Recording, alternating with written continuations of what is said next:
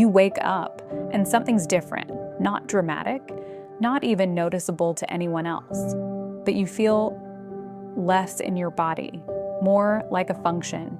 You open your phone before you speak. You check your schedule before you stretch. You scroll through curated images of people pretending not to pose. You answer emails written by AI with AI.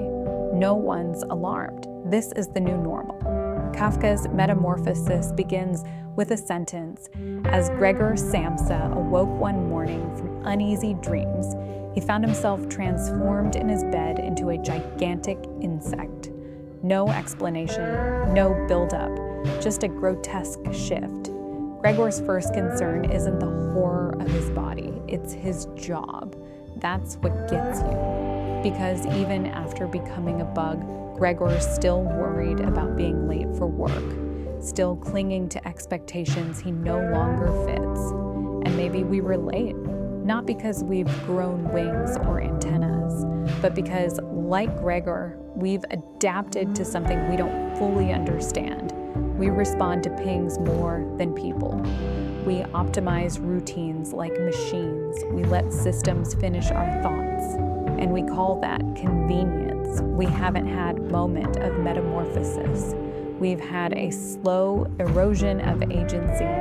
What Kafka captured over 100 years ago feels more accurate now than ever. Gregor loses his usefulness and quickly becomes a burden. He's hidden, ignored, eventually discarded. His value was tied to his output. When that ended, so did his belonging. Sound familiar? You see it in how companies reduce humans to metrics, in how burnout is reframed as a branding opportunity, in how we self-monitor to the point of becoming brands ourselves. AI doesn't need to replace us to change us. It just needs us to keep adjusting, to think like machines, to act like inputs, to treat depth like inefficiency. It's not sinister, it's subtle. That's the point. There's no villain here, just a shift, a reshaping, not with force, but with suggestion. And in the middle of all this, there's a feeling, an invisible pressure hovering just above our heads. Not panic, not fear, but a constant what if?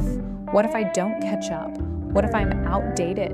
What if I lose relevance and with it, value? Most of us feel it. Most of us don't say it. Because the world moves fast and slowing down feels like failure. But deep down, many of us suspect we won't catch up. Not really. And the scariest part, we might be replaced, not by machines, but by silence, by being no longer seen as useful, like Gregor. Metamorphosis isn't about a man turning into a bug. It's about how quickly the people around him stopped seeing him at all. He didn't become less human overnight. He became less legible, less productive, less convenient, and that was enough to erase him. So we ask, what are we becoming when we adapt too easily, when we update ourselves to be more clickable, more efficient, more compliant? Are we evolving, or are we slowly formatting ourselves to match the machine? Are we losing flaws, or losing friction? And without friction, what remains? This isn't a warning, it's not an elegy, it's a prompt. Not to fear technology, but to notice who we are inside it. To pay attention when your own life starts to feel like someone else is scripting it. To remember that being human isn't a brand. It's a mess. It's an interruption. It's inconvenient, and it doesn't need to be optimized. You wake up. No wings, no shell. Just a question, what part of you still feels real? Start there. And if you're not sure how to begin, try this. Do one thing slowly today.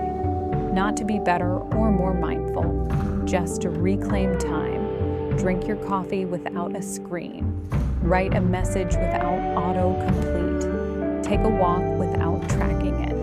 Let the moment belong to you. Until next time, stay alert, stay awkward, and resist the algorithm. Just a little.